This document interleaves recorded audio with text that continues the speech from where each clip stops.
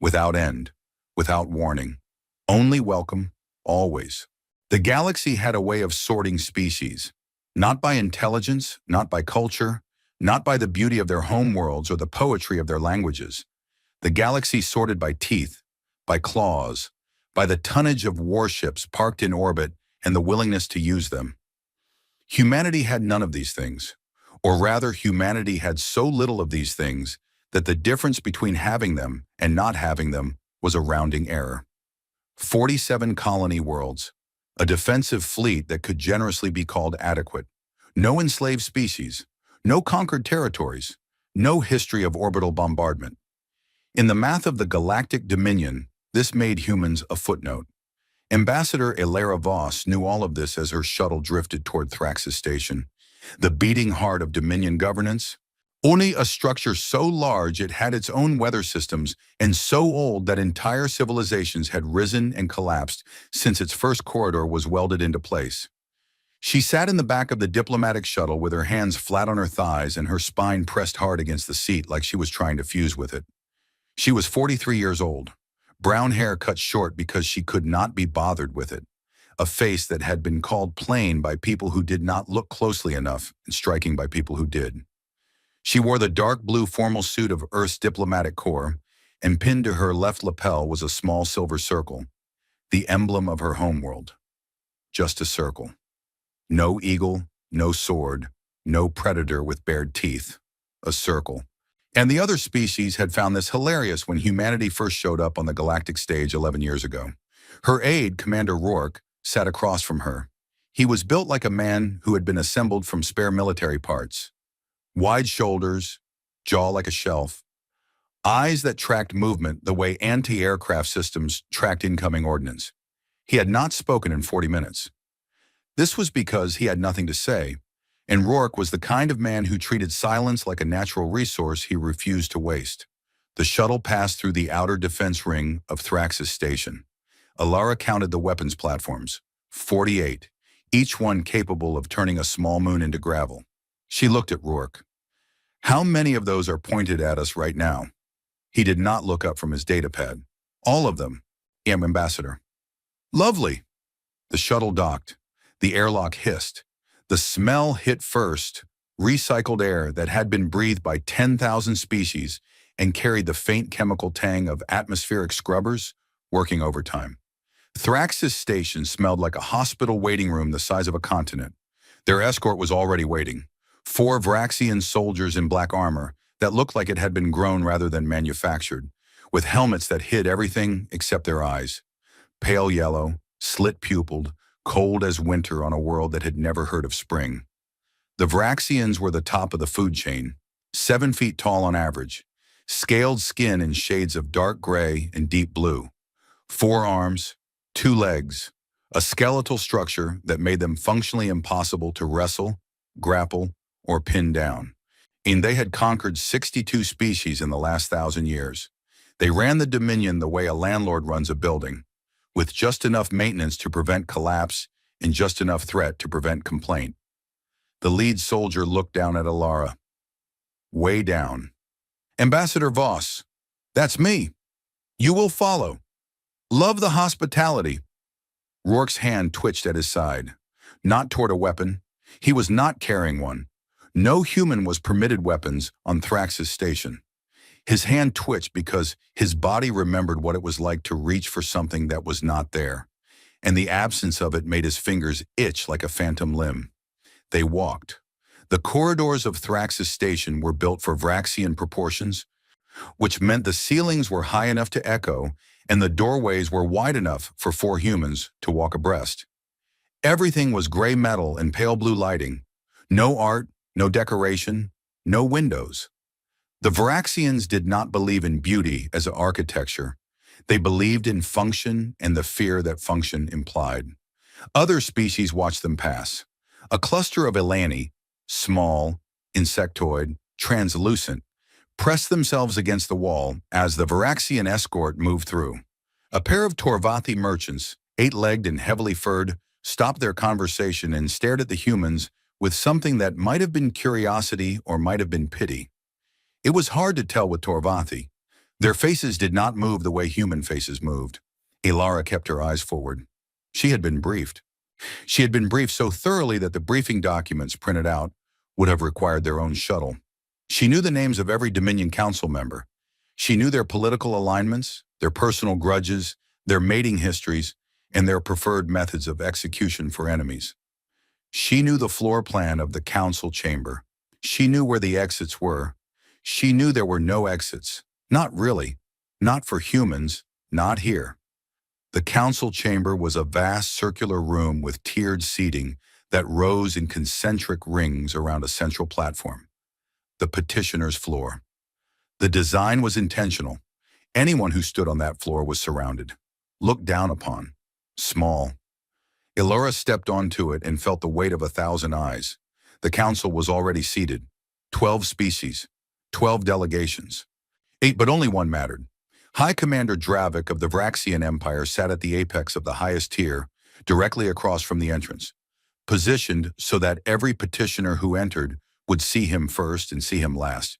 He was old by Vraxian standards, which meant he had survived long enough to kill everyone who had tried to replace him. His scales had faded to a pale silver gray, and his 4 arms rested on the armrests of his seat with the casual weight of someone who had not been afraid of anything in a very long time. He looked at Ilara the way a man looks at a fly that has landed on his dinner plate, not with anger, not with hate, with mild inconvenience. "Ambassador Voss," he said.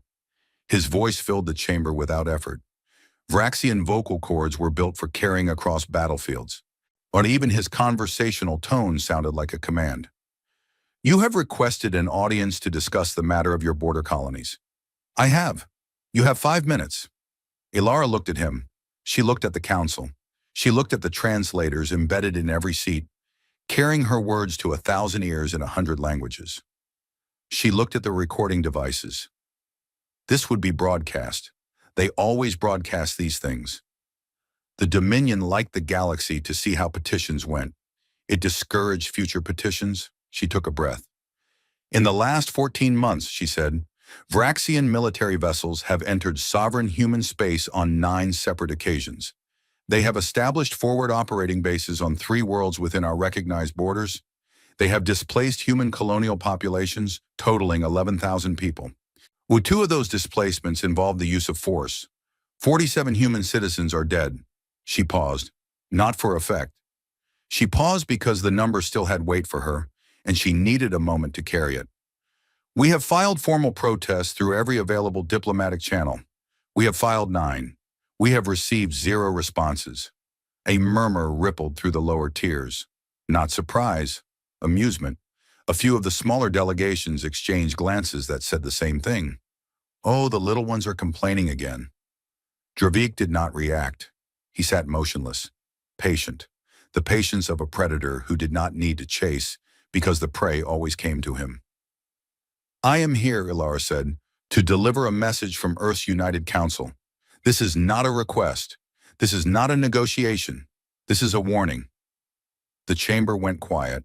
Well, not the quiet of attention, the quiet of disbelief. A Vraxian sub-commander in the 2nd tier barked a laugh. It sounded like 2 rocks being struck together. Ilara ignored it. "Withdraw your forces from human space within 30 standard days. Return our displaced citizens. Compensate the families of the dead. If these terms are not met, Earth will consider the Vraxian Empire to be in a state of open war with humanity, and we will respond accordingly."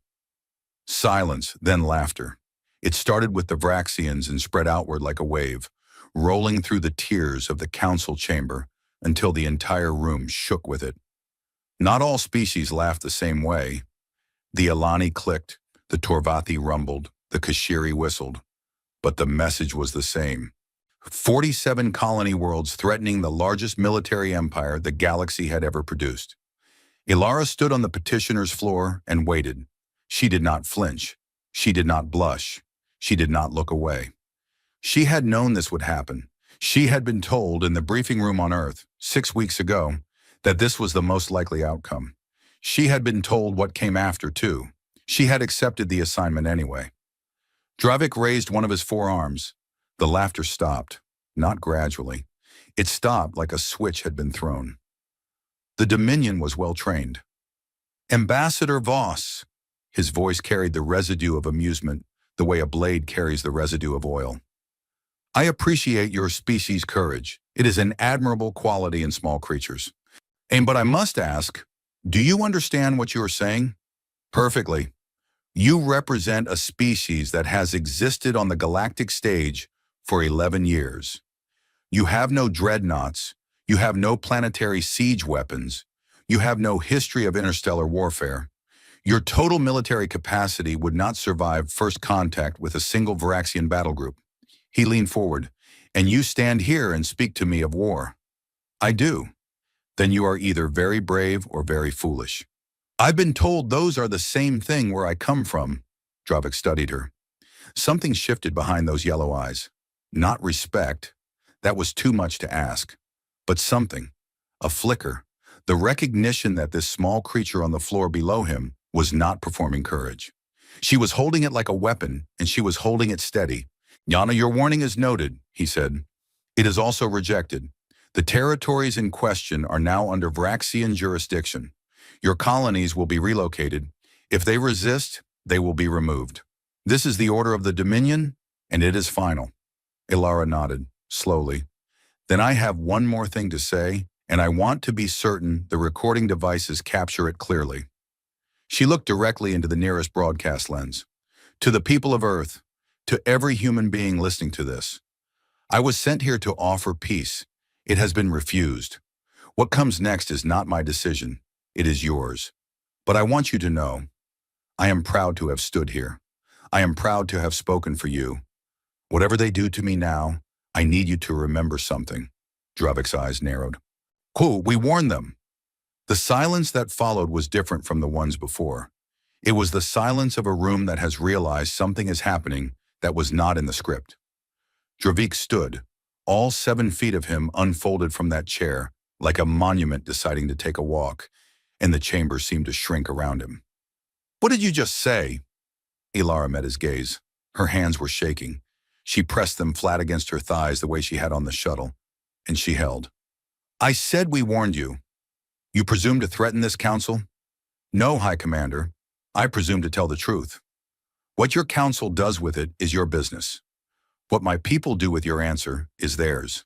Dravik descended, step by step, tier by tier, until he stood on the petitioner's floor. He towered over her. His shadow swallowed her whole. Rourke was so hard the muscle jumped. Dravik reached so hard the muscle jumped. Dravik reached down with one of his lower arms and took the silver circle from Ilara's lapel. He held it up, turned it in the light. A circle, he said. Your species chose a circle as its symbol. No weapons, no predators, no teeth. It represents a planet, Ilara said. It represents nothing. He closed his fist. The pin crumpled. As will your species, Ambassador, if you continue down this path. He dropped the ruined pin at her feet.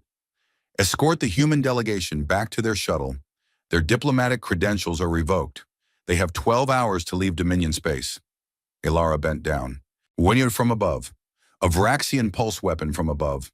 A Varaxian pulse weapon, standard military issue, fired from the second tier by a soldier whose name would never be recorded in any official document. The bolt struck Ilara in the center of her back, and she dropped like someone had cut her strings. Rourke moved. He moved with the speed of a man who had spent 20 years in special operations and whose body did not need permission from his brain to react. He covered 4 meters in less than a second and was on his knees beside her before her body had finished falling. She was still alive. Barely.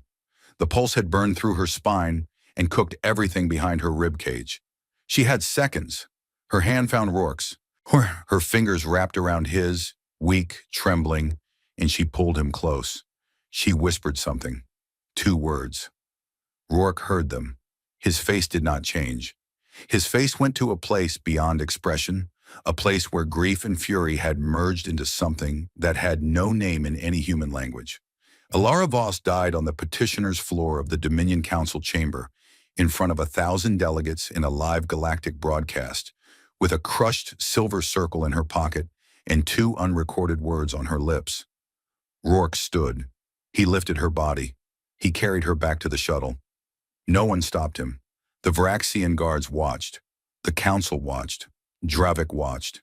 None of them stopped him because none of them were afraid. Not yet. The shuttle departed Thrax's station at 1400 Galactic Standard Time. It crossed the outer defense ring. It passed the 48 weapons platforms. It entered open space and set course for Earth.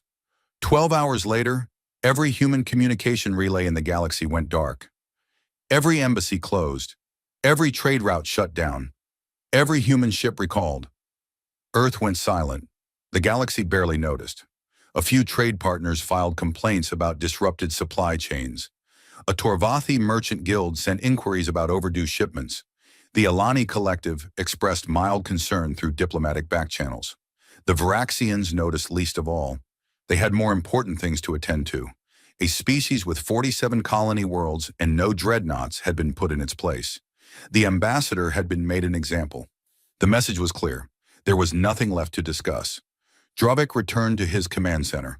Once he reviewed fleet deployments, he approved the next phase of expansion into human-claimed territory. He signed orders for the permanent military occupation of 3 more human colony worlds. He did not think about Ilara Voss. He did not think about the 2 words she had whispered. He did not think about the silence. 3 weeks passed. The Varaxian 4th Fleet, 12 warships, 2 carriers, 800 crew, entered the Kepler Corridor, a stretch of space that bordered human territory. Their mission was routine: occupy, establish, pacify. They sent their standard arrival broadcast on all frequencies. No one answered. They moved deeper into the corridor. Sensors showed nothing. No ships, no stations, no orbital defenses. The human colonies in the region appeared to have been evacuated. Buildings stood empty. Ports sat vacant. And there was a signal, faint, coming from the stars. There was a signal, faint, coming from the far edge of the corridor. Not a distress call, not a beacon, a recording. On loop, Torath ordered it played. The bridge speakers crackled. A voice, human, female. "We warned you." Then every sensor on every ship in the 4th Fleet lit up at once, and the corridor filled with light, and Sub-Admiral Torath had exactly 1.5 seconds to understand what the silence had meant before the silence took him too. The 4th Fleet was never heard from again. On Earth, in a room buried deep beneath a mountain that had no name on any map, a woman with gray hair and steady hands looked at a screen that showed the Kepler corridor. She turned to the room full of officers behind her. "That's confirmed," she said. "They received the warning. They didn't listen." She straightened in her chair. "Begin." The galaxy ran on gossip the way engines ran on fuel. Inefficiently, constantly, and with a remarkable tendency to explode at the worst possible moment. The disappearance of the Varaxian 4th Fleet was not gossip. It was a hole in the fabric of galactic conversation. And holes were worse than gossip because people filled them with their own fears.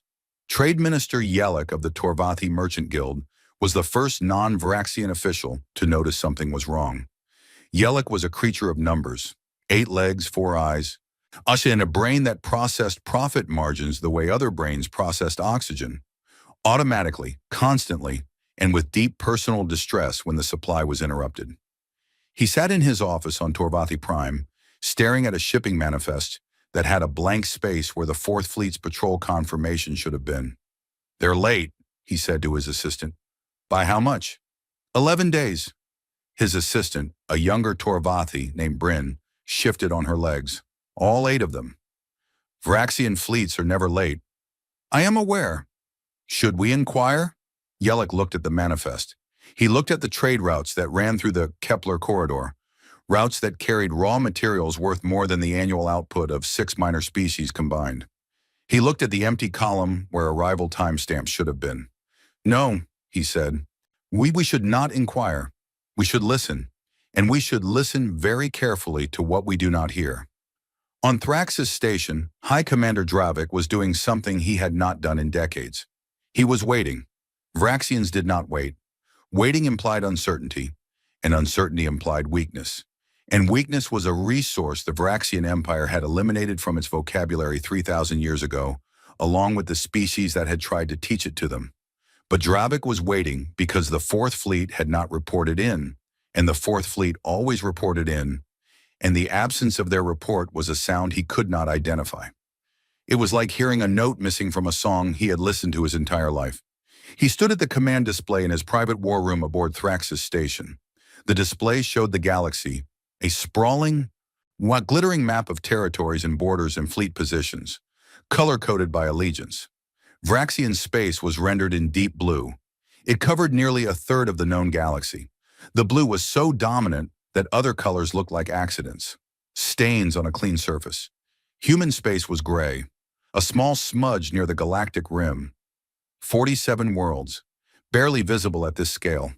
The Kepler corridor sat between the two colors, and on the display, the Fourth Fleet's position marker had gone from active blue to inactive black. Black meant no signal, no transponder, no life signs. Dravik's second-in-command, Fleet Admiral Korath, stood behind him. Korath was younger, sharper, and possessed the particular kind of ambition that made him dangerous to everyone, including himself. For he had 4 scars running down the left side of his face, 3 from combat, 1 from politics. He did not specify which was which. Equipment failure, Korath said. The Kepler corridor has high-density radiation pockets. It could interfere with transponders. All 12 ships? Korath did not answer. All 12 ships, Korath. 2 carriers, 800 crew, every transponder, every backup, every emergency beacon, all dark, simultaneously. The alternative, High Commander, is that they were destroyed. Yes. By the humans. Yes. Korath let out a breath that was half laugh, half disbelief. The humans do not have the capability to destroy a patrol fleet. Their entire navy could not match our Fourth Fleet ship for ship. Dravik said nothing. He stared at the black dot on the display. He was thinking about the ambassador, the woman who had stood on the petitioner's floor with shaking hands and a steady voice and said words that no species with 47 worlds and no dreadnoughts had any right to say. We warned you. He had killed her for it. Not personally. He had not given the order, though he had not punished the soldier who fired, which amounted to the same thing in the mathematics of power. He had killed her because her words were an insult, and insults from lesser species could not be permitted to stand. This was doctrine. This was tradition. This was how the Dominion maintained order. But he was thinking about her face. The moment before the shot, she had not been afraid. He had seen fear in 1,000 species. He knew its variations the way a painter knows shades of red. The Alani trembled. The Kashiri went rigid. The Torvathi curled inward. Every species had its signature, and Dravik had cataloged them all. The human ambassador had not been afraid. She had been sad. The distinction bothered him in a place he could not name. Send the Ninth Fleet, he said. Full combat deployment. Find out what happened in the Kepler corridor. Korath straightened. The Ninth Fleet is one of our largest battle groups. 32 ships. For a reconnaissance mission? I did not say reconnaissance. I said full combat deployment. Against humans. Dravik turned from the display.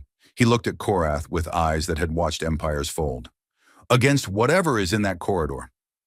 The Ninth Fleet departed Vraxian staging grounds 4 days later. 32 warships, 4 dreadnoughts, 12,000 crew. On enough firepower to crack a planet's crust and enough soldiers to occupy whatever was left.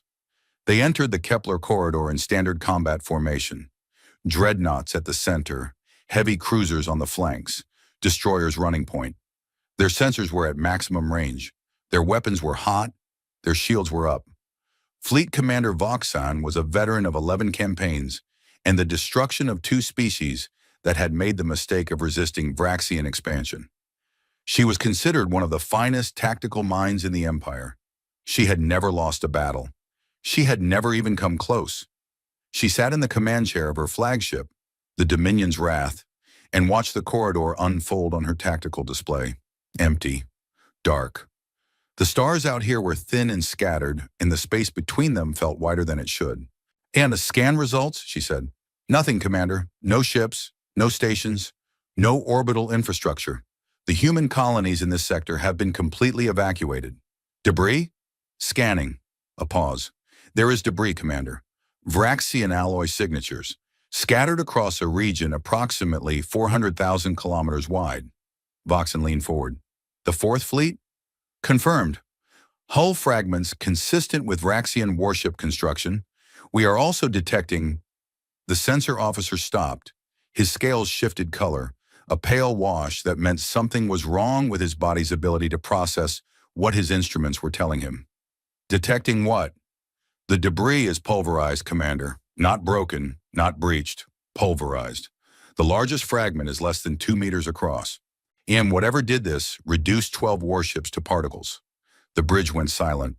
Not the trained silence of military discipline. The raw silence of creatures confronting something that did not fit inside the architecture of their understanding. Voxen's tactical officer spoke. Commander, I'm detecting the same signal the Fourth Fleet reported before contact was lost. A looped recording. Human origin. Play it! The bridge speakers crackled. The same voice. The same 2 words. We warned you. Voxen opened her mouth to give an order. She never finished. The first shot came from nowhere. Not from a ship, not from a station, not from any direction the sensors could identify. It came from the fabric of the corridor itself, as though the darkness between the stars had learned to bite. And it struck the lead destroyer amidships with a beam of energy so dense that the ship did not explode. It collapsed, folded inward like a paper ball being crushed in a fist. Then the second shot, the third, the fourth. Evasive! All ships evasive! Voxan roared. The fleet scattered. 32 ships breaking formation, engines at maximum burn, weapons firing into the dark at targets they could not see. Plasma bolts and kinetic rounds and particle beams lit up the corridor in a mad constellation of firepower aimed at nothing. The shots kept coming. They came from angles that were impossible. They came from behind ships that had nothing behind them. They came from above and below in a dimension that space did not have. Each one struck with surgical precision. Engines first, then weapons, then life support. Not random, methodical. The work of something that was not panicking, not improvising, not reacting. Hunting. Voxan watched her fleet die on the tactical display. Ship after ship went from blue to black. The dreadnoughts lasted longer. Their shields held for almost 90 seconds before the beams cut through. But they died the same way, folding, collapsing, going dark. Get me a target, she said. Her voice was controlled. Even the voice of a woman who had decided that if she was going to die, she was going to die doing her job. Anything. Give me something to shoot. Commander, there's nothing on sensors. Whatever is firing at us is not registering on any detection system we have. That's impossible. Yes, Commander. A beam hit the Dominion's Wrath. The ship shuddered. Lights flickered. The hull screamed. A sound that metal makes when it is being asked to do something metal cannot do. Hull breach. Decks 7 through 12. Shields at 14%. Voxen looked at her display. Of 32 ships, 9 remained. 8. 7. The numbers felt like a countdown. Open a channel, she said. All frequencies. Unencrypted. Channel open. This is Fleet Commander Voxan of the Vraxian 9th Fleet. I am addressing the human forces in the Kepler corridor. We acknowledge your military presence. I am requesting a ceasefire to discuss terms. Silence. Another ship died. 6 remaining. I repeat, ceasefire request. We are willing to negotiate. The speakers crackled. A voice, human, male, calm in the way that deep water is calm. Not because there is no current, but because the current is so far down that the surface cannot feel it. Fleet Commander Voxan, this is Admiral Chen Wei of the United Earth Navy. Your ceasefire request is noted. Then ceasefire. I'm afraid I can't do that. Another ship. 5 remaining. Voxen's claws dug into the armrests of her chair. We are prepared to withdraw. Fully. Immediately. We will leave the corridor. The corridor is not the issue, Fleet Commander. Then what is the issue? A pause. The kind of pause that carries weight. You killed our ambassador. That was not my decision. That was not my fleet. I had no part in... You are Vraxian military. Your empire killed our ambassador on a live broadcast in front of the entire galaxy. You used her death as a message. Another pause. We received it. 4 ships. 3. Admiral, please. Fleet Commander, I want to be clear about something. We are not angry. Anger fades. What we are is something your species doesn't have a word for, because you have never had to develop one. You have never been the small thing. You have never watched your people be killed by something larger and known you couldn't stop it. You have never buried your dead and been laughed at for mourning them. 2 ships, the Dominion's Wrath was one of them. We have a word for it, though. In English, the closest translation is resolve, but that doesn't capture it fully. It's resolve mixed with patience, mixed with memory, mixed with the understanding that the universe doesn't care about fairness, and so fairness must be built by those willing to bleed for it. The other ship vanished from the display. 1 ship, the Dominion's Wrath. Era alone. Your fleet is destroyed, Commander. Your ship is the last one standing, and I have left it standing deliberately. I need you to survive. I need you to go back to Thrax's station, and I need you to deliver a message to High Commander Dravik. Voxen's scales had gone white, not from fear, past fear. Her body had run out of the chemicals required to sustain it, and had entered a state that Vraxian biology reserved for terminal situations. A cold, clear, empty awareness. What message? Tell him that was the first. Tell him there will not be a third warning. Tell him Earth is coming, and when we arrive, we will not be sending ambassadors. The channel went silent. The Dominion's Wrath drifted in the dark, surrounded by the pulverized remains of 32 warships and 12,000 Vraxian soldiers. Anantan Fleet Commander Voxan sat in her chair and breathed and did not move for a long time. Then she ordered a course for Thrax's station. The journey took 6 days. In those 6 days, the galaxy changed. Not visibly, not in the way that wars usually announce themselves, with explosions and headlines and refugee convoys streaming across borders. The galaxy changed the way a patient changes when the doctor's face goes wrong. Something in the air, something in the silences between transmissions, something in the way the Alani stopped answering trade hails, and the Torvathi began quietly rerouting shipping lanes away from anything that bordered human space.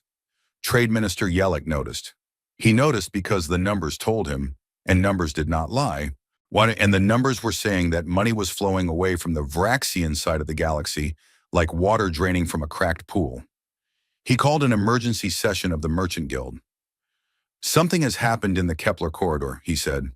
I do not know precisely what, but 2 Vraxian fleets have entered that corridor, and neither has returned. The humans have gone completely silent. Every human trade relationship, every human diplomatic channel, every human cultural exchange in the galaxy has been terminated. They have withdrawn entirely. Withdrawn where, Matt Bryn? Home. Why? Yellick looked at his assistant with all 4 eyes. Because they are not traders anymore, Bryn. They are not diplomats. They are not colonists. He paused. They are something else now. And I do not want to be standing in the corridor when we find out what. On the other side of the galaxy, on a world called Threshold that sat at the edge of human space like a door left ajar, something was happening that the galaxy's sensors could not detect because the galaxy had never thought to look for it. Factories. Thousands of them. Not on the surface. Underground, buried beneath kilometers of rock and ice, invisible to orbital scans. They had been there for years, not 11 years. Not since humanity had joined the galactic stage. Longer. Earth had been preparing. Not for this war specifically. Earth had been preparing for the possibility of this war, the way a person living in a bad neighborhood installs locks and cameras and learns to sleep with one eye open. Not because they want trouble, because trouble does not ask permission. The factories built ships, not warships, not in the way the galaxy understood warships. These were something different, smaller, faster, carrying weapons that operated on principles the Vraxians had not encountered because the principles were not derived from Vraxian science or Vraxian physics or anything in the Vraxian database. They were derived from human physics, from human mathematics, from the particular kind of innovation that occurs when a species knows it is small and surrounded, and decides that the appropriate response is not to grow bigger, but to grow stranger. And Admiral Chen Wei stood on the observation deck of the UEN Remembrance, the flagship of the fleet that did not officially exist, and looked out at the assembly point where 300 ships hung in the dark like a constellation that had decided to move. 300, not the 47 world defensive fleet the galaxy knew about. That fleet was real, and it was exactly what it appeared to be. Adequate, unremarkable. The fleet the galaxy was supposed to see. This fleet was the one they were not. Chen Wei was 61 years old, thin, gray at the temples, a face that had been weathered by 30 years of military service into something that looked less like a face and more like a landscape. Ridges and valleys and the deep lines that form around the eyes of people who have spent too long looking at things they cannot change. But he held a small object in his hand, a silver circle, crushed, bent, the pin that had been taken from Alara Voss's lapel and returned with her body. He had known Alara, not well. They had met twice, once at a diplomatic function, once at a briefing where she had been told what would happen if the Vraxians rejected her terms. She had listened. She had understood. She had gone anyway. The two words she had whispered to Rourke. He knew what they were. Everyone in this room knew what they were. Rourke had delivered them personally, standing in this very room, with Alara's blood still on his uniform, his voice flat and empty and carved down to its foundations.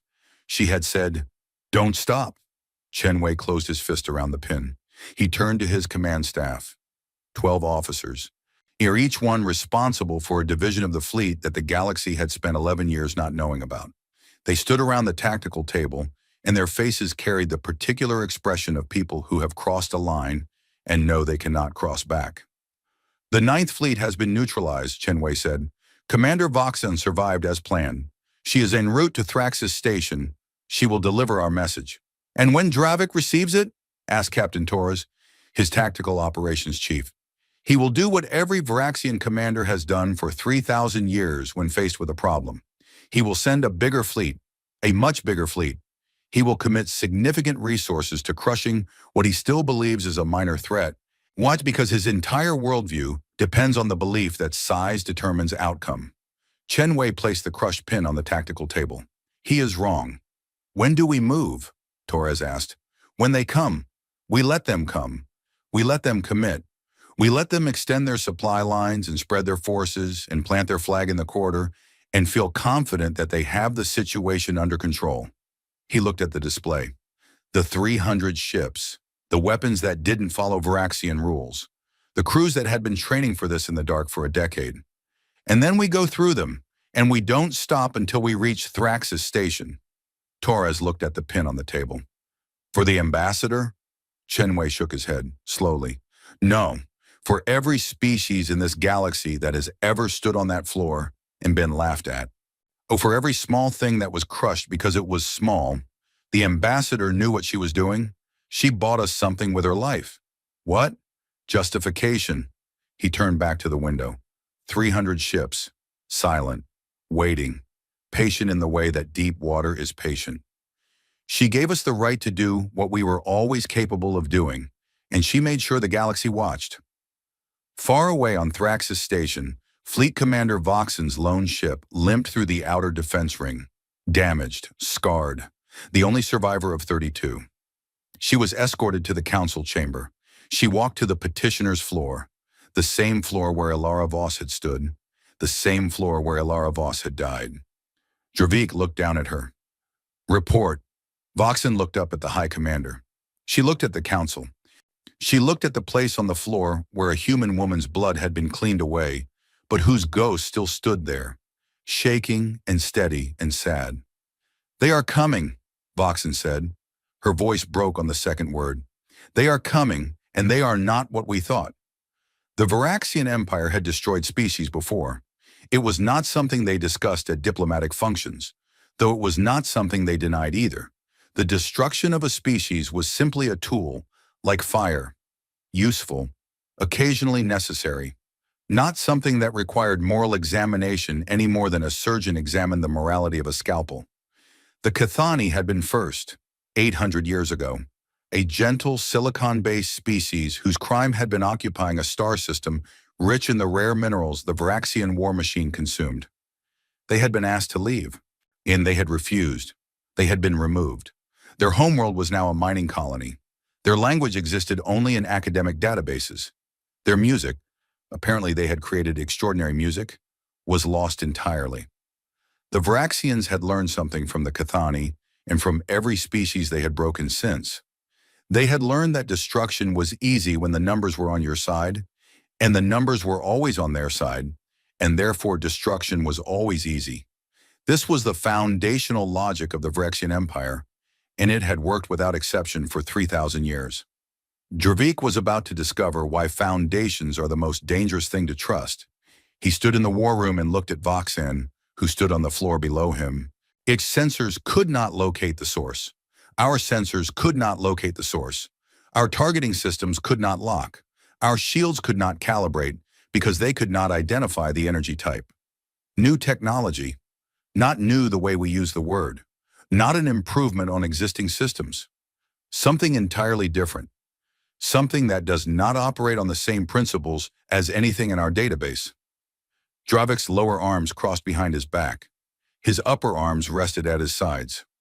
Four-armed body language was complex, and this particular configuration meant he was processing something that required all of his attention and none of his emotion. How many ships did they deploy? Unknown. Estimate. I cannot estimate what I could not detect, High Commander. Korath, standing in the corner, let out a sound that was half growl, half calculation. She panicked.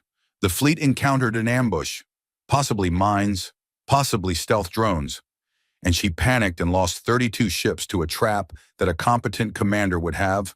I lost 32 ships in 97 seconds. Voxan's voice cut through the room like something with a blade. She turned to Korath, and her scales had gone the color of old iron, and her eyes held something that Korath had never seen in them before, because he had never seen it in any Varaxian before. It was humility, the forced, broken kind that comes not from wisdom, but from having been shown, with absolute clarity, the exact dimensions of your own irrelevance. 97 seconds, Fleet Admiral. I timed it. From the first shot to the last, 97 seconds.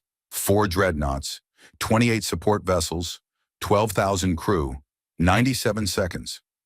I did not panic. There was not enough time to panic. The war room absorbed this. Dravik turned back to the display. The map of the galaxy, the blue of Varaxian space, the gray smudge of human territory, the black void of the Kepler corridor where 2 fleets had gone to die. Mobilize the Grand Fleet, he said. Korath straightened. High Commander? The Grand Fleet. All of it. Every dreadnought, every carrier, every warship capable of faster-than-light travel. Pull them from patrol routes. Pull them from border defense. Pull them from the occupation garrisons. I want every ship we own pointed at human space within 14 days. That would leave our borders undefended. Our borders are not under threat. The humans are. High Commander, if the other species see our borders undefended, they will do nothing. They never do anything. They watch. They wait. They write concerned letters through diplomatic channels. This is what prey does, Korath. It hides and hopes the predator is busy with something else. Dravik's eyes locked onto the gray smudge. We are going to be very busy. The Grand Fleet assembled. It was the largest military mobilization in Varaxian history, a statement that carried weight when your history stretched back 3 millennia and included the subjugation of 62 species, 412 warships, 87 dreadnoughts, 30 carriers, with 200,000 crew, enough firepower to sterilize a star system, enough soldiers to occupy a civilization. They gathered at the edge of the Kepler corridor, like a storm building on the horizon, and their presence was felt across the galaxy the way earthquakes are felt. Not as a local event, but as a tremor that runs through the floor and reminds everyone standing on it that the floor is not as solid as they believed. Trade Minister Yelik watched the fleet movements from his office on Torvathi Prime and felt all 8 of his legs go cold. They've pulled everything, he said to Bryn. Border garrisons, patrol fleets, the occupation forces in the Alani system, everything. For the humans. For the humans. Bryn processed this. The humans have 47 colony worlds. Yes, The Grand Fleet could destroy 47 worlds in a week. Yes. Then why does this feel wrong? Yellick looked at her. In the decades he had known Bryn, she had never asked a question that did not have a number attached to it. This question had no number. It had a feeling, and feelings were not Torvathi currency. Because, he said, the humans knew this would happen. They destroyed 2 fleets. They knew the response would be the Grand Fleet. They knew the Varaxians would mobilize everything. A species that has been on the galactic stage for 11 years does not pick a fight with the largest empire in the galaxy unless they have already calculated the outcome. What outcome? Yellick said nothing. The Grand Fleet entered the Kepler corridor on the 15th day. Dravik commanded from the bridge of the Imperial Sovereign, the largest warship ever built by any species. 3 kilometers long, bristling with weapons that could crack moons, carrying a crew of 8,000. He had given one order: destroy everything human, not occupation, not subjugation, destruction. The humans had forfeited their right to exist as a galactic species when they destroyed 2 Varaxian fleets. This was not punishment. It was pest control. The corridor was empty, as before. Dark, silent. The pulverized remains of the 4th and 9th fleets drifted in clouds of metallic dust that caught the distant starlight and glittered. Dravik looked at the glitter and felt something he had not felt in a century. Doubt. He crushed it. He had crushed doubt before. It was a reflex. Formation Alpha, he ordered. Full sensor sweep. I want every cubic kilometer of this corridor mapped before we advance. The fleet spread out. 412 ships casting their sensors into the dark like fishermen casting nets, searching for the invisible thing that had killed their kin. They found nothing. For 6 hours they found nothing. The corridor was empty. No ships, no weapons platforms, no mines, no stealth drones. Nothing. They've retreated, Korath said.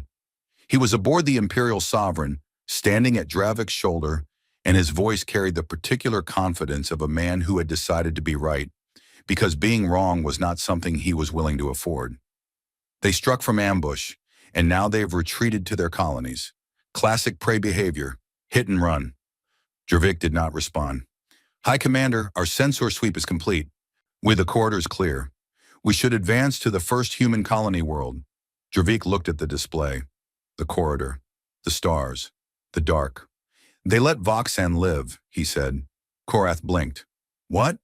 32 ships, 12,000 crew, all destroyed, except Voxan. 1 ship, 1 commander, left alive. Why? To send a message. Yes, but what message? Not fear. If they wanted fear, they would have destroyed everything and let the silence speak for itself. They left a witness. They wanted us to know what they could do. They wanted us to come. The bridge officers looked at each other. They wanted us to bring the Grand Fleet, Dravik said. They wanted every ship we have in one place. The realization moved through the bridge like a cold wind. High Commander, it's a trap. Alarms. Every alarm on every ship. Simultaneously. A sound so vast and so layered that it became something beyond sound. A physical pressure, a vibration in the bones. They came from everywhere.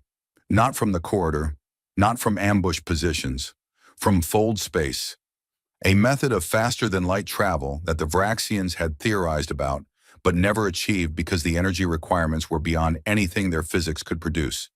The humans had not only solved the physics, they had weaponized it. 300 ships materialized in a sphere around the Grand Fleet. Not in front of it, not behind it, around it. A shell of warships that enclosed 412 Varaxian vessels in a bubble of coordinated death. The human ships were smaller than Varaxian dreadnoughts, less than half the size. But they moved with a synchronization that was not military. It was mathematical. Each ship occupied a precise position in the sphere, and together they formed a geometry that turned the corridor into a kill box with no exits. Weapons free, Dravik roared. All ships engage. The Grand Fleet opened fire.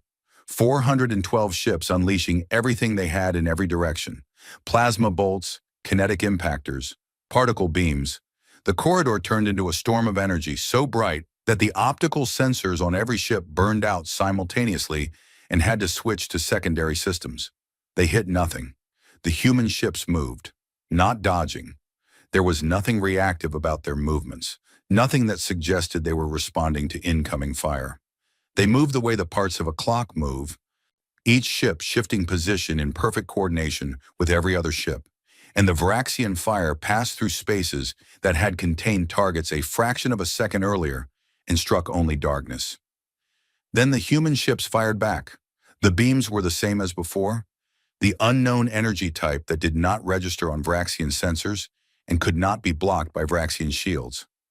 But this time, there were 300 sources instead of an unknown few, and they fired not in volleys, but in a continuous, sustained, interlocking pattern that covered every angle and left no gap.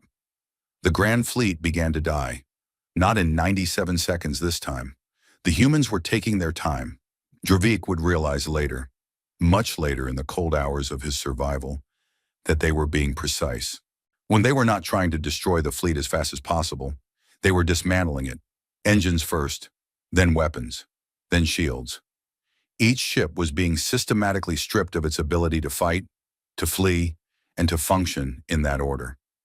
It was not combat, it was surgery.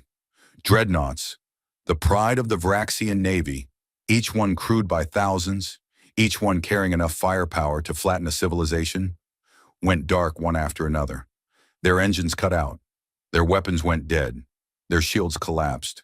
They drifted, intact but powerless, like insects pinned to a board. "They're not destroying us," Voxan said. She was on the bridge of her repaired ship, watching through a display that showed her own fleet being taken apart with the care of someone disassembling a machine they intended to study. They're disabling us." Dravik heard her over the fleet channel.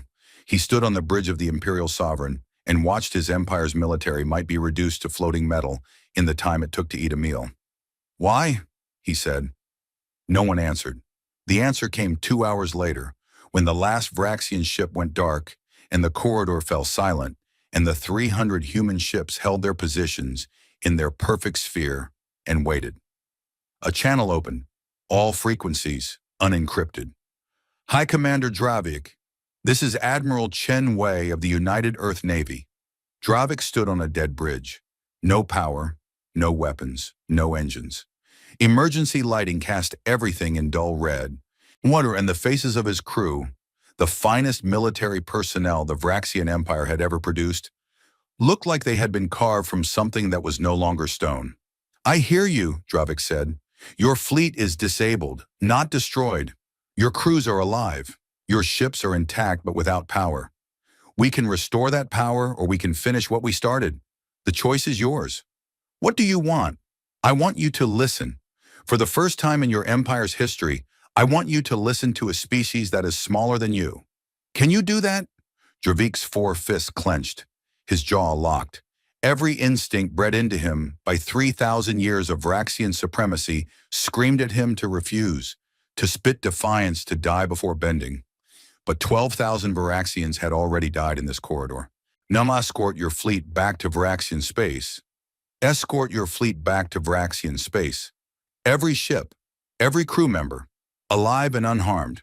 When you arrive at Thrax's station, you will convene the Dominion Council. You will inform them that the Varaxian Empire will withdraw from every territory it has occupied by force in the last 100 years. Every species you have conquered will be freed. Every colony you have seized will be returned. Your military will be reduced to defensive capacity. Your empire ends today." Silence. "If you refuse, we will destroy the Grand Fleet. All of it, every ship, every crew member. And then we will move on Thrax's station directly. And then we will move on every Varaxian military installation in the galaxy. And we will not stop until there is no Varaxian military capability remaining. We are capable of this. You have seen what we can do. You know this is not a bluff." Dravik closed his eyes. Behind his eyelids, he saw the map. The blue of Varaxian space covering a third of the galaxy. 3,000 years of conquest. 3,000 years of dominance. 3,000 years of being the largest, the strongest, the most feared. Reduced to a choice on a dead bridge in a dark corridor by a species that had been on the galactic stage for 11 years. "How?" he said.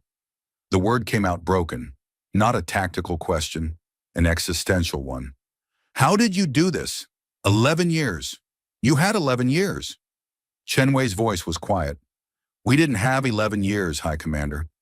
We had all of human history, every war we ever fought, every time we were conquered and rose again, every time we were told we were too small, too weak, too few. We have been preparing for you since before we knew you existed. Not you specifically, but something like you. There is always something like you. A pause. And one more thing. We did not develop this technology in 11 years. We developed it in secret over decades before we ever made first contact. We knew what the galaxy was before we entered it. We studied your transmissions for 50 years before we announced ourselves. We saw what you were. We saw what you did to the Cathani, to the Shoreth, to every small species that stood on your petitioner's floor and asked for mercy. Another pause. We did not come to the galaxy hoping for the best, Dravik. When we came prepared for the worst, and you gave us the worst when you killed Alara Voss.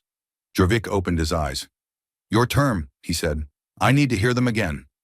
Full withdrawal from all occupied territories, freedom for all subjugated species, military reduction to defensive levels, formal dissolution of the Dominion as a governing body, establishment of a new galactic council with equal representation for all species. And one more thing. What? A monument on Thrax's station, on the petitioner's floor, where Ambassador Voss died, a monument with her name and the names of every sentient being who was killed on that floor for the crime of asking to be treated as equal.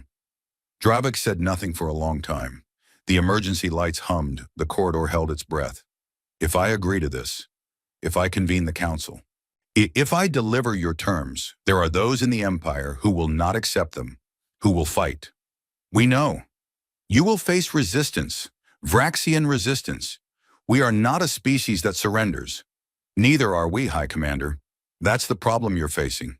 You have met for the first time in 3,000 years a species that is exactly as stubborn as you are. The difference is that we are stubborn and we have better technology, and we have the moral high ground, and we have 300 ships around your fleet, and you have nothing. I could refuse to surrender. I could die here. My entire fleet could die here. That is also stubbornness. It is. And 200,000 Varaxian families would lose their children. For what? For pride? Your pride has cost enough, Dravik. It cost Alara Voss her life. It cost 12,000 of your own people theirs. How many more do you want to spend on it? The bridge was silent. The crew watched their commander, their high commander, the most powerful military leader in the galaxy, standing in emergency lighting on a dead bridge, being asked to end an empire by a voice on a speaker. Dravik reached into the folds of his uniform. He pulled out a small object, silver, circular, a pin, not Alara's pin, a replica. He had ordered it made after she died. He had carried it since, though he had told no one why, and if asked, he would have said he did not know himself. But standing here, in the red dark, holding the crushed circle of a dead woman's world, he knew. He had kept it because some part of him, some ancient, buried, a pre-imperial part of his brain that still remembered what it was like to be a small thing in a dangerous universe, had known she was right. He put the pin on the dead console in front of him. Admiral Chen Wei. Yes, I accept your terms. Across the corridor, 300 human ships held their positions. None of them moved. None of them needed to. The news broke across the galaxy the way bones break, with a sound that everyone heard and no one wanted to identify. The Varaxian Grand Fleet had surrendered, not been destroyed, surrendered. The word traveled faster than light, bouncing from relay to relay, station to station, species to species, and every being who heard it had the same reaction, which was to hear it again because the first time could not possibly have been correct. The Varaxians did not surrender. The Varaxians had never surrendered. The Varaxians had a word for surrender in their language, but it was used exclusively to describe what other species did. Their own word for capitulation had been removed from military vocabulary 6 centuries ago. And yet, the Grand Fleet, 412 ships, 87 dreadnoughts, the single largest concentration of military power in galactic history, was being escorted back to Vraxian space by 300 human warships that moved in formation so tight and so precise that from a distance they looked less like a fleet and more like a single organism, a thing with 300 eyes and no blind spots. Trade Minister Yellick received the news in his office. He read it. He read it again. He set the datapad down. He picked it up. He set it down again. Then he looked at Bryn and said the only thing that a Torvathi who had spent his entire life believing in the predictability of numbers could say when the numbers stopped making sense. "Well, what does this mean?" Bryn asked. "It means the math has changed." "Changed how?" "It means the variable we assigned to humanity, minor species, limited capacity, negligible threat, was wrong. It was wrong from the beginning. And everything we calculated based on that variable is also wrong. Every trade model, every risk assessment, every strategic projection for the next century." He paused. "All of it, wrong." On Thrax's station, the Dominion Council convened for what would be its last session, though most of the delegates did not know this yet. They arrived the way they always arrived, in order of importance. Air had laughed at Alara Voss sat in their seats and did not laugh. The representatives of 62 conquered species sat in their lower tiers and looked up at the Vraxians and saw something they had never seen before. Uncertainty. Dravik entered the chamber. He walked to the command platform at the apex. He stood there, and for a moment he was exactly what he had always been. The most powerful being in the room, in the station, in the galaxy. Then he opened his mouth and became something else. "The Galactic Empire has accepted terms of surrender from the United Earth Navy." The chamber did not react, not because the delegates were composed, because the statement was so far outside the architecture of their reality that their brains needed additional processing time, the way a computer needs time to render an image that is too large for its memory. Then the noise, not laughter this time, something raw. 100 species making 100 sounds of disbelief, shock, terror, confusion, and, from the lower tiers, from the delegations of the conquered and the subjugated and the forgotten, hope. Hope sounds different from every other emotion. It is quieter, more afraid of itself, more likely to be mistaken for something else. A Cathani delegate, one of the last 700 Cathani alive in the galaxy, seated in the lowest tier because his species had been reduced to a rounding error, stood up. He was small, crystalline. It waver. He delivered the terms the way a waiver. He delivered the terms the way a surgeon delivers a diagnosis, with precision, without comfort, and with the understanding that the information itself was the wound. Full withdrawal from all occupied territories, every species freed.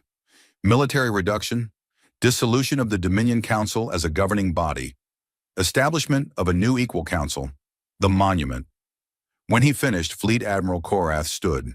"No." The word was a weapon. Korath held it like one. "No, High Commander. I reject these terms. I reject the authority of any alien species to dictate the structure of our empire.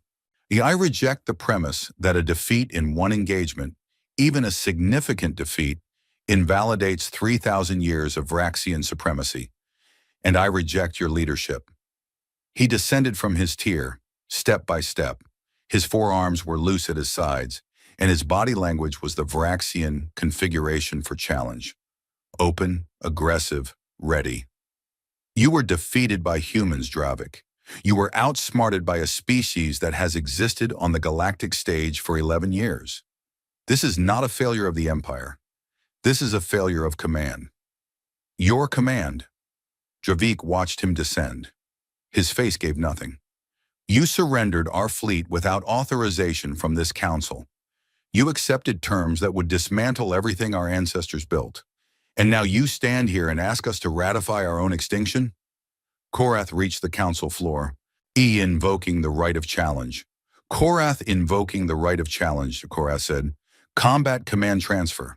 If I defeat you, the terms are void. The fleet is mine, and we fight." The chamber went silent. The right of challenge was ancient Vraxian law, older than the Empire itself, rooted in the tribal warfare of their pre-spaceflight era. A direct challenge from a subordinate to a superior, accepted by combat, won by death. Dravik looked at Korath. He looked at the floor beneath their feet. He thought about the human woman who had stood here, who had spoken truth to a room full of predators, who had been killed for it. "You want to fight," Dravik said. "So I want to lead. You want to lead the Empire into a war that will destroy it. I want to lead the Empire as the Empire, not as the neutered pet of a species that doesn't deserve its seat at this table." Dravik nodded. Not agreement, acknowledgement. He understood Korath. He had been Korath once, young, certain, fueled by the conviction that size and strength and will were enough to bend the universe.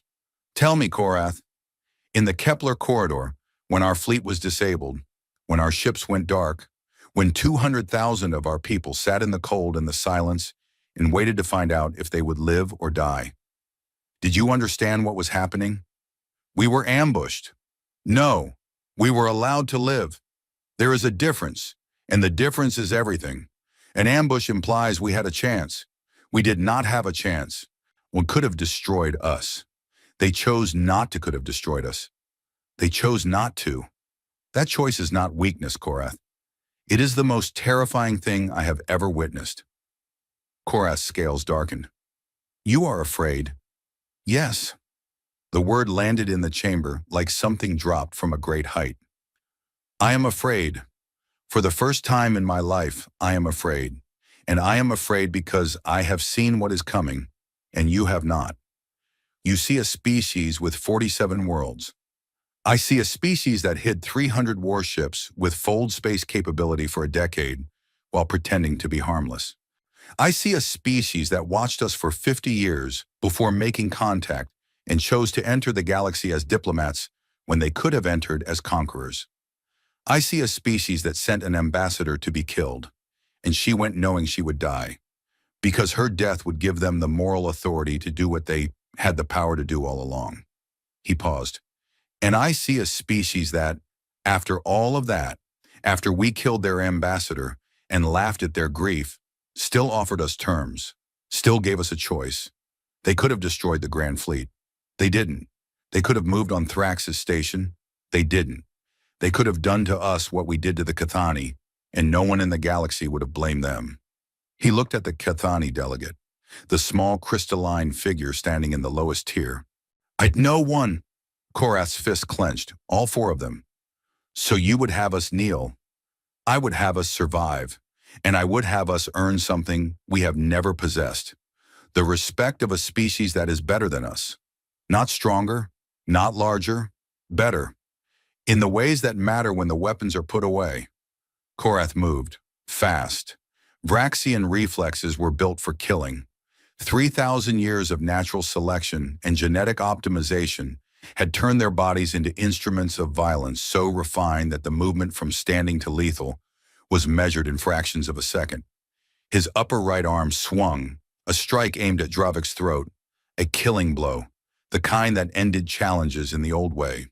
Before the Empire, before the politics, when leadership was determined by the simple question of who was still breathing.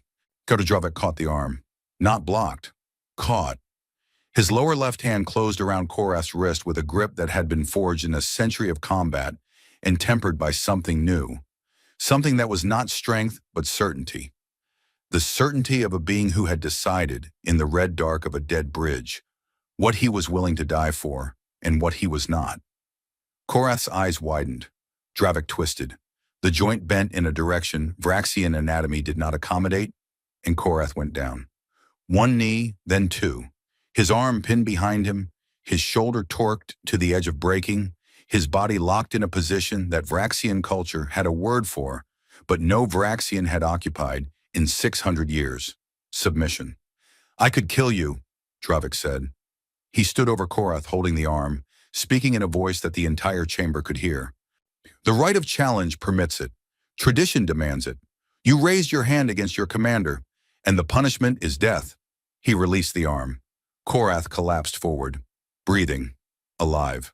"But I have had enough of death. Haven't you?" Korath said nothing. He kneeled on the floor where ambassadors had died and challenges had been issued and empires had been built. And he said nothing because there was nothing left to say that his position did not already express. Dravik turned to the council. The terms are accepted. The Vraxian Empire, as of this moment, is dissolved. The Dominion Council, as of this moment, is dissolved. I will work with the human delegation to establish the framework for a new governing body. Any species that wishes to participate is welcome. Any species that wishes to leave is free to go. He paused. Abu, we are done telling other species what to do.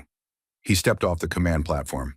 He walked to the lowest tier, where the Cathani delegate still stood. He descended to that level, the lowest level, the level reserved for the conquered, the level that no Vraxian had ever willingly occupied. He stood before the Cathani. The Cathani looked up at him, 7 feet of Vraxian looking down at 3 feet of crystal.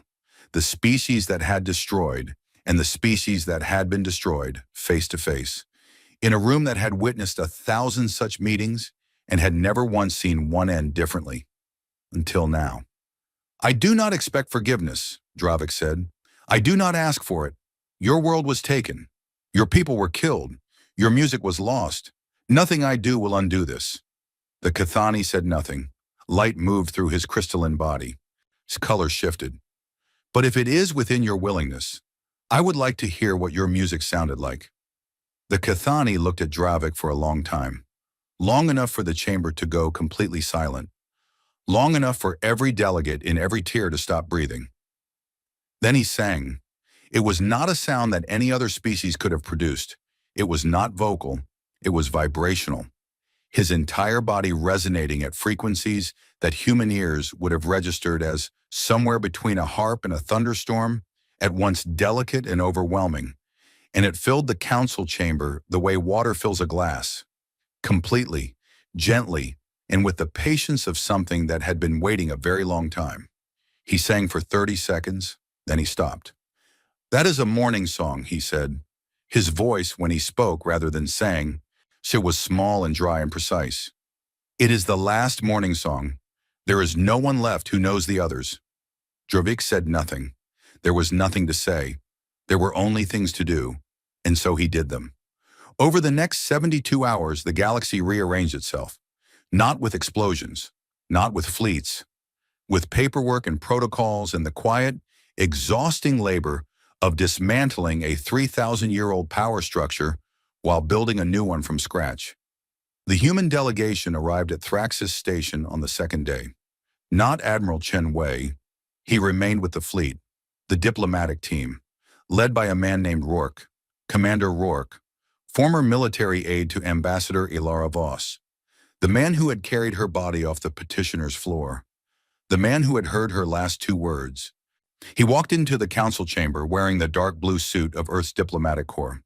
Pinned to his lapel was a silver circle, not crushed, whole. He walked to the petitioner's floor.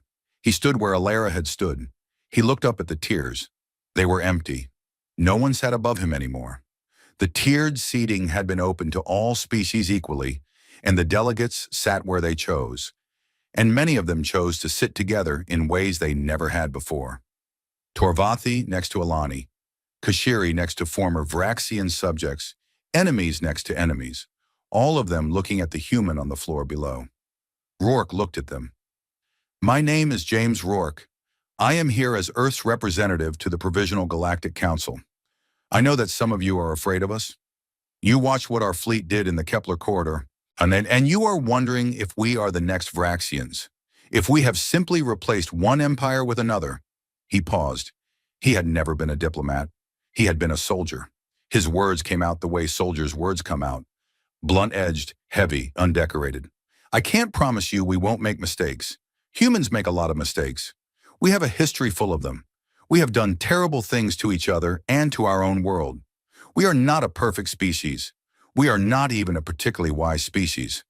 He reached into his pocket.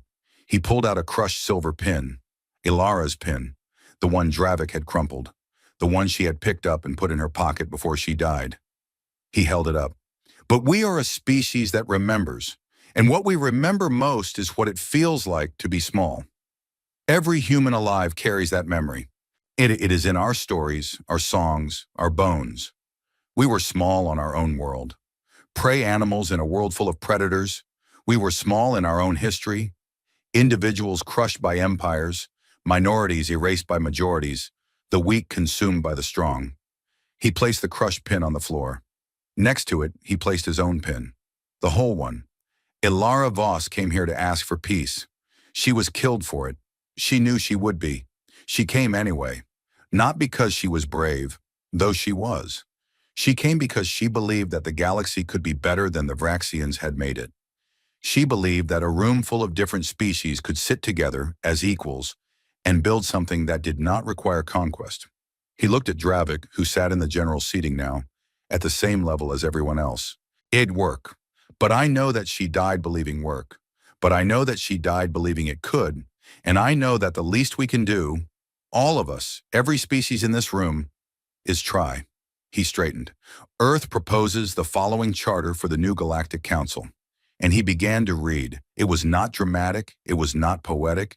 It was a legal document full of clauses and provisions and the tedious structural language that governance requires. Equal voting rights, proportional representation, military limitations, trade agreements, dispute resolution, environmental protections, cultural preservation, with a specific amendment regarding the recovery and reconstruction of lost cultural heritage, which everyone in the room understood was about the Caethani and did not need to be said explicitly. It took 3 hours to read. By the end, several delegates had fallen asleep, which Rourke privately considered the highest compliment a legal document could receive, because it meant the document was thorough enough to be boring, and boring governance was the only kind that lasted. When he finished, he opened the floor for questions. The first question came from the Eleni Collective representative, a small insectoid whose name translated roughly as patient click. What happens if a species violates the charter? Rourke looked at her. The Council addresses it through the dispute resolution framework outlined in Section 14. And if the dispute resolution framework fails? Rourke was quiet for a moment. Then Earth addresses it. The chamber absorbed this. You are proposing, Patient Click said, that Earth serve as the enforcer of galactic peace. I am proposing that no species should need enforcement. But if they do, yes, we have the capability, we have demonstrated it, and we would rather use it to keep the peace than to break it. That sounds like an empire. Rourke shook his head. An empire takes. We are not taking anything. We are not asking for territory. We are not asking for tribute. We are not asking for seats on the council beyond our proportional share. We are asking to be the thing that stands behind the door and makes sure nobody kicks it down. Patient Click considered this. Her antennae moved in patterns that, for Eleni, constituted deep thought. On the Vraxians stood behind the door for 3,000 years, she said, and they kicked it down themselves. Yes. How do we know you will not do the same? Rourke picked up the crushed pin from the floor. He held it in one hand. He held the whole pin in the other. You don't, he said. That's the honest answer. You don't know.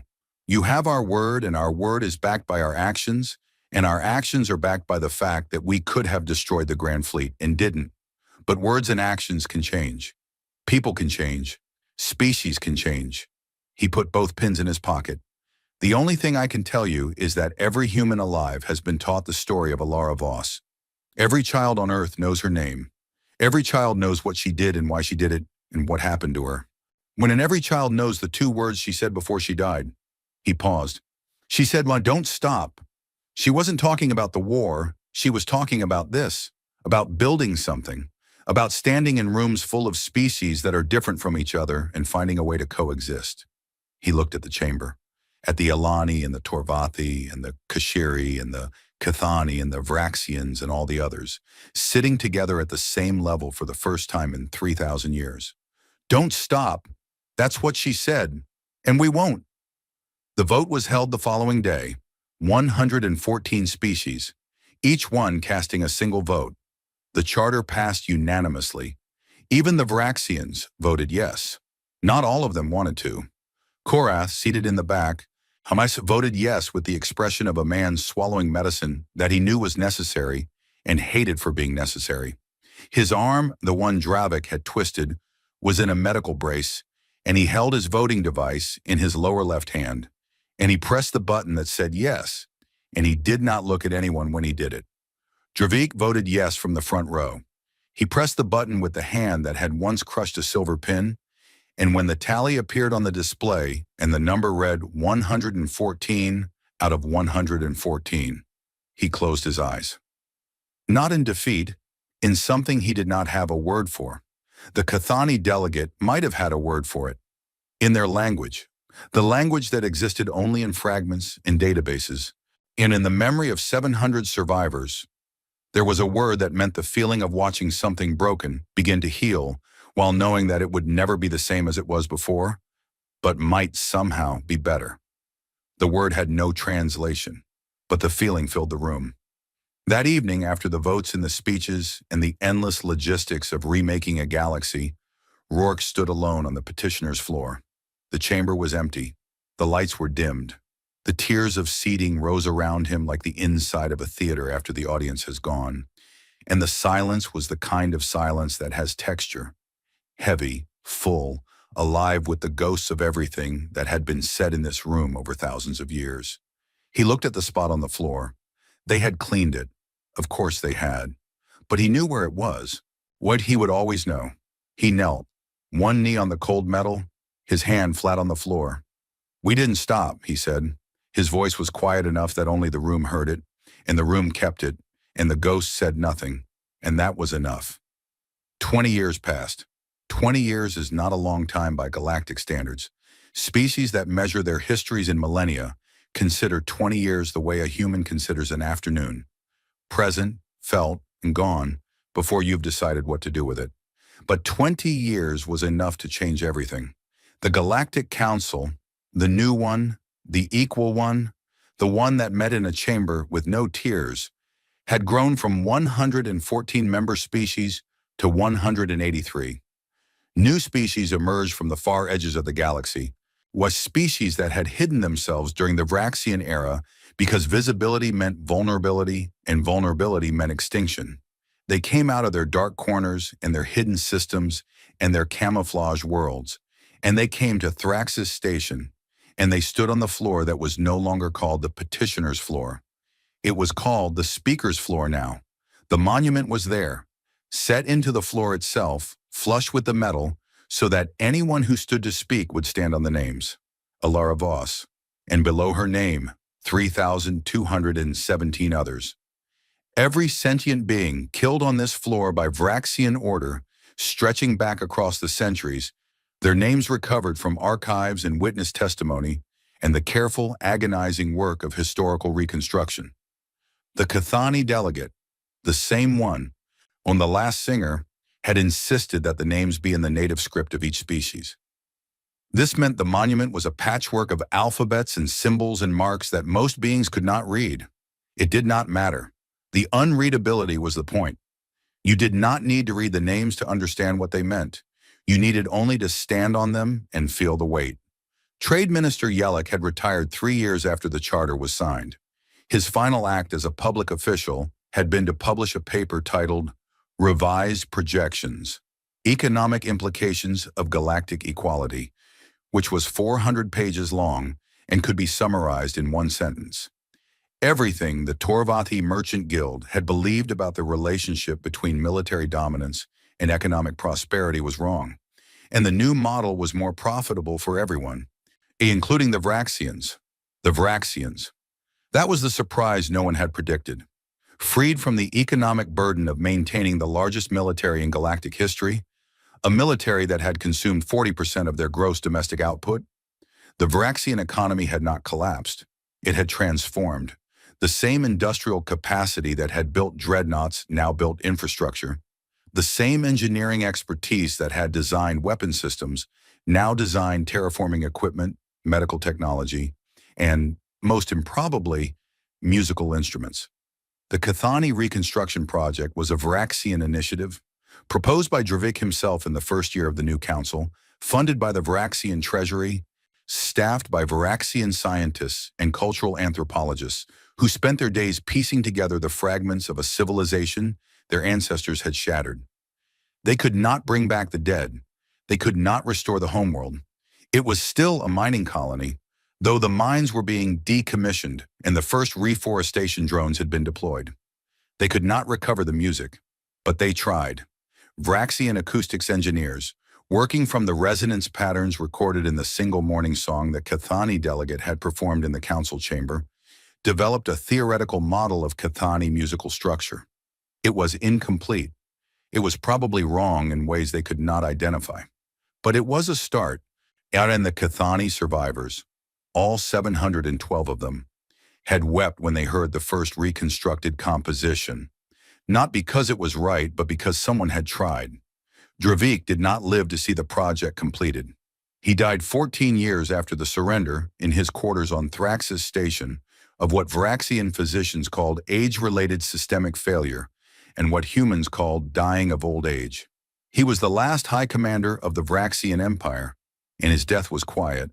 And the galaxy noted it the way the galaxy notes the passing of something that was once enormous, with a mixture of relief and respect, and the vague unease of a world that has not yet decided how to remember its monsters. Korath survived him. He had become, in the years following the dissolution, an unlikely advocate for the new order. Not because he believed in it. Korath's conversion was political, not spiritual, and everyone knew it. But because he was intelligent enough to recognize that the new order was more stable than the old one, and that stability, properly leveraged, was a form of power that did not require anyone to die.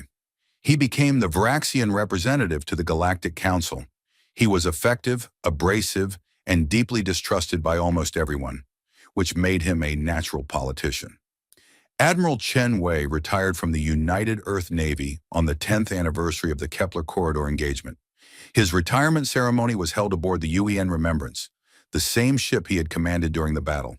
He stood on the bridge surrounded by his officers, and he gave a speech that was 2 minutes long. "I have been a soldier for 40 years, he said. For 30 of those years, I prepared for a war I hoped would never come. It came. We won. And the thing I am most proud of is not that we won it. It is that we won it and then stopped. Winning is easy for the strong. Stopping is the hard part." Ilara Voss understood that.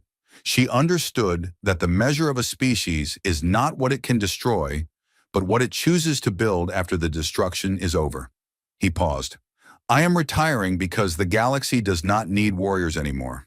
It needs builders. And I am too old and too set in my ways to become one. But you are not." He left the bridge. He went home to a small house on the coast of what used to be called British Columbia, and he lived there with his wife and his garden and his complete inability to relax. And he was content in the way that soldiers are content when they have finally been given permission to put the weapon down.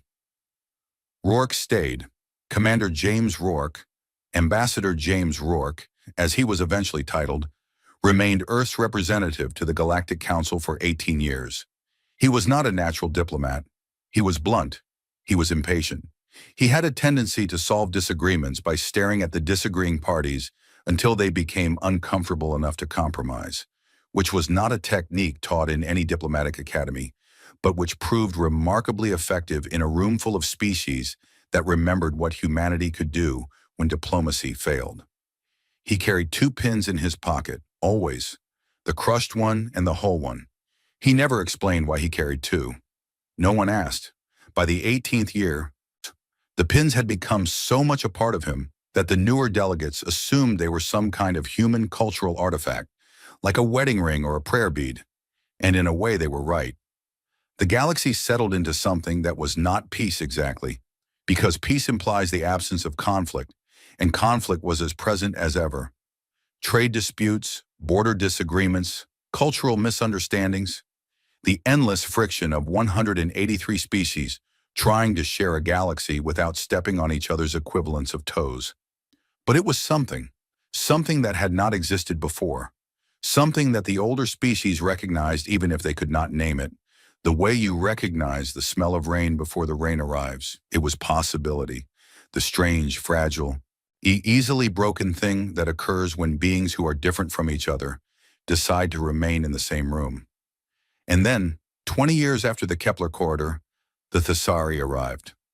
No one had heard of the Thessari. They were not in any database. They were not on any star chart. They came from beyond the mapped galaxy, from the dark space between the spiral arms where stars were rare and silence was the native language. Their fleet appeared at the edge of Council-monitored space on a Tuesday. 1,400 ships, each one larger than anything in any known navy, each one radiating energy signatures that made the monitoring station's instruments stutter and recalibrate and stutter again. The monitoring station sent an alert. The alert reached Thrax's station in 40 minutes. Within an hour, the Galactic Council was in emergency session. Within 2 hours, the Thessari sent a message. It was simple. It was broadcast on all frequencies. It was translated simultaneously into every known language by the Thessari's own systems, which meant they had been listening long enough to learn, and that fact alone was more frightening than the 1,400 ships. We are the Thessari Ascendancy. We have observed your region of space for a considerable period. We have cataloged your species, your technologies, and your military capacities. We find them adequate for our purposes.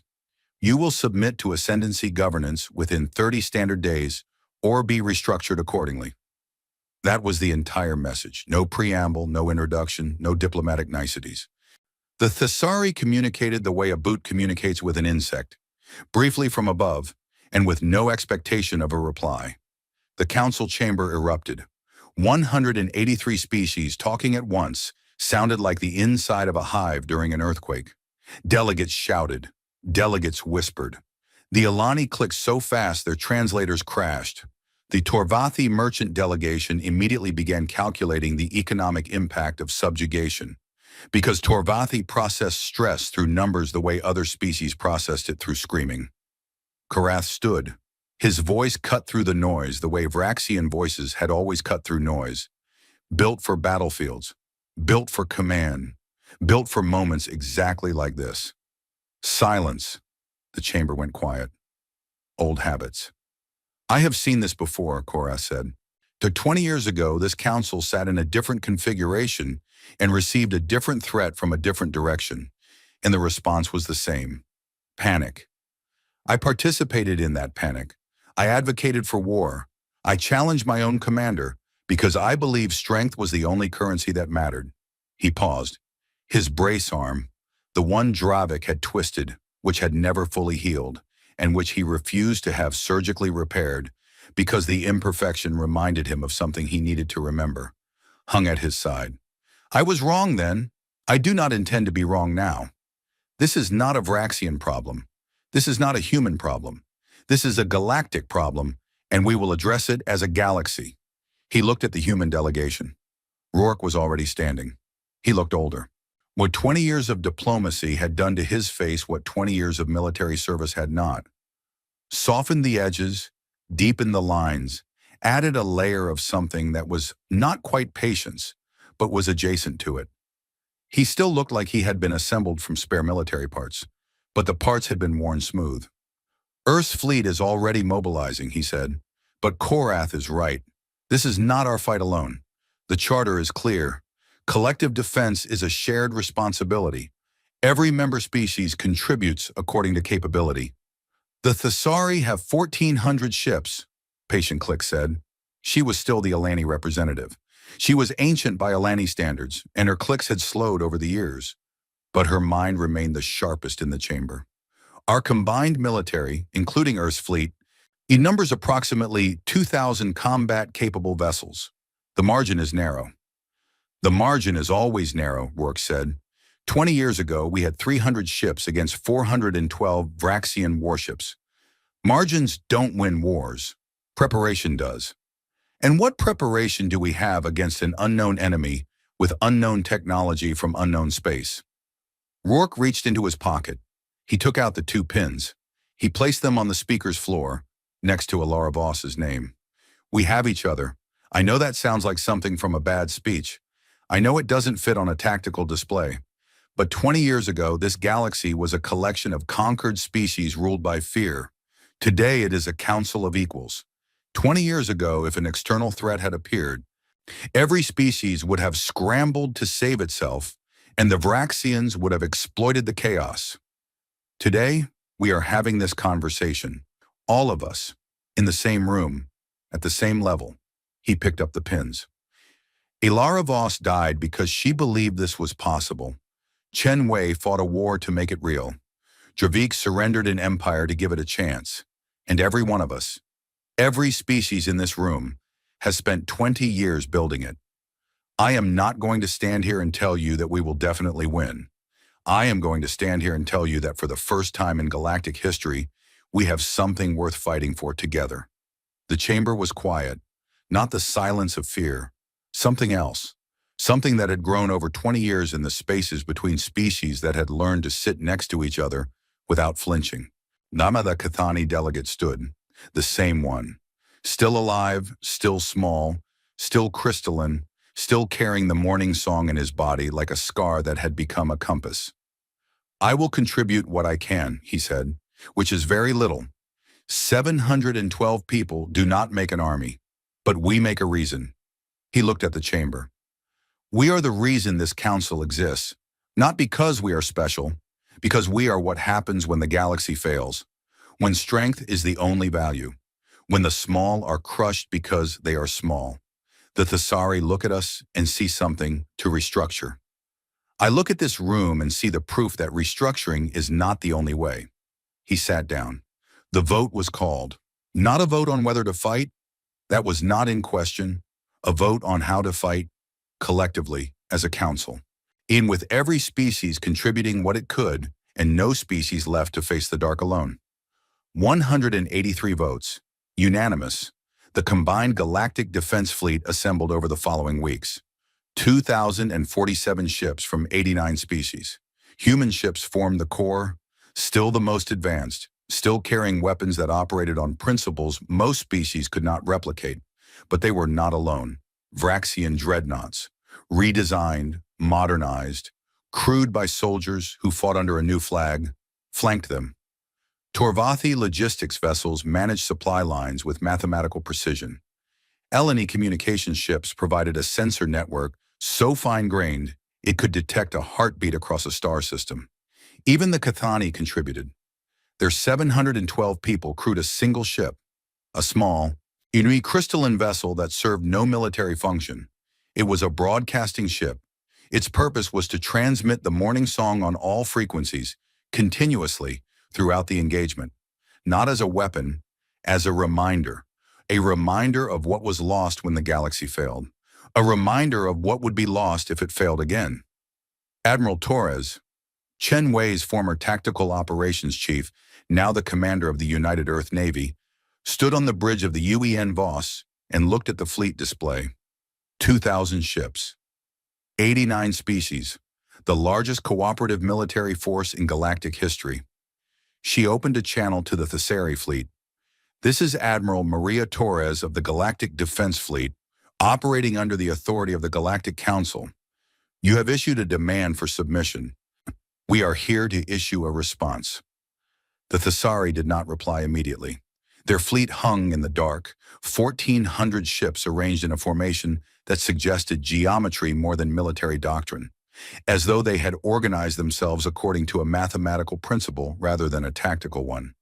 Then a voice, deep, resonant, carrying the weight of a species that had never been challenged because it had never encountered anything worth challenging. You are the collected remnants of a fragmented region. You have no unified command structure. You have no technological advantage. Your fleet is a patchwork of incompatible systems operated by species that, until recently, were killing each other. You are not a threat. You are a curiosity. Torres looked at her display. She looked at the patchwork fleet. She looked at the Vraxian dreadnoughts holding formation alongside human warships. She looked at the Cathani broadcasting ship, singing its morning song into the void. You're right, she said. We are a patchwork. We are a collection of species that spent most of our history fighting each other. We are fragmented. We are incompatible. We are messy and complicated, and we disagree about almost everything. She paused. But 20 years ago, a woman stood in a room full of predators and told them the truth, and they killed her for it. And her death did something that 3,000 years of empire could not. It made us realize that the only thing more dangerous than a galaxy ruled by the strong is a galaxy where the strong have no one to answer to. She leaned forward. You have 1,400 ships. We have 2,000. You have unknown technology. We have technology that dismantled the largest military empire this galaxy has ever seen. But that's not what should concern you. And what should concern us? The fact that every species in this fleet chose to be here. Not because they were conquered, not because they were ordered, not because they had no choice. Every ship behind me is crewed by beings who looked at your demand and decided freely to say no. You cannot conquer a galaxy that has learned to say no together, because you would have to break every single one of us. And we have already been broken. By each other, by ourselves. We know what breaking feels like, and we know what it feels like to put the pieces back together. She straightened. So here is Earth's response, delivered on behalf of the Galactic Council, in 183 species, and the memory of Ambassador Ilara Voss, who gave her life so that we could stand here today as equals. She looked at the Thessari fleet. 1,400 ships, unknown technology, unknown capability, unknown everything. She was not afraid, not because she was certain of victory. Certainty was a luxury that belonged to empires, and empires were finished. She was not afraid because behind her, 2,000 ships crewed by 89 species held their positions and waited. And their waiting was not the patience of prey. It was the patience of a galaxy that had finally figured out what it was. We decline your terms. If you advance, we will meet you. If you fire, we will fire back. And if you destroy us, every ship, every crew, every species in this fleet, know that others will come. It's because that is what we do. We warn the Varaxians. We are warning you. The warning is always the same. She paused. Don't make us show you what happens when you ignore it. The channel held open. The Thessari fleet did not move. 1,400 ships hanging in the dark, facing 2,000 ships crewed by beings who should not have been allies and were anyway. Minutes passed. Then the Thessari spoke. We will study your proposal of collective governance. We require time. Torres exhaled.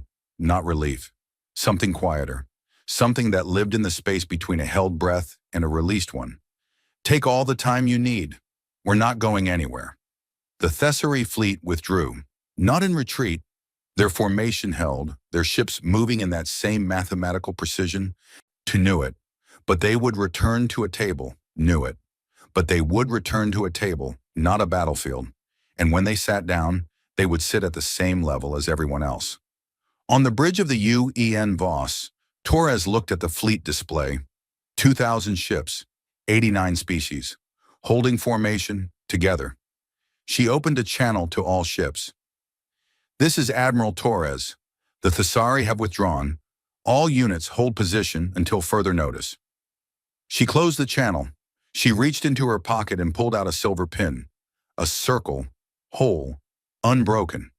She had never met Ilara Voss. She had been a junior officer when the ambassador died, watching the broadcast from a training facility on Mars. And she had seen the shot and the fall and the silence that followed. And she had understood in that moment, with the clarity that only the young and the furious possess, exactly what kind of galaxy she lived in and exactly what kind of galaxy she wanted to build instead. She held the pin. Below her, on the speaker's floor of Thrax's station, transmitted live to every ship in the fleet, in every world in the council, Rourke stood among the names engraved in the floor. He was 67 years old. His hair was white. His hands were steady. He looked at the chamber. Empty now, except for him. The delegates had gone to their ships, their stations, their communication arrays. The business of the galaxy continued. It always continued. He looked down at the names. Ilara Voss. He knelt, one knee on the cold metal, on his hand flat on her name. The same position he had taken 20 years ago. In the dark, in the silence, after the votes and the speeches and the beginning of everything that had followed.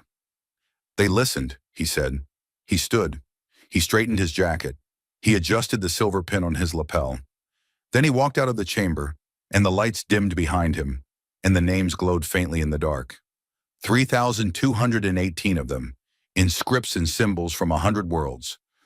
Unreadable and permanent and enough. The door closed. The galaxy held its breath, and somewhere in the space between the stars, a morning song played on.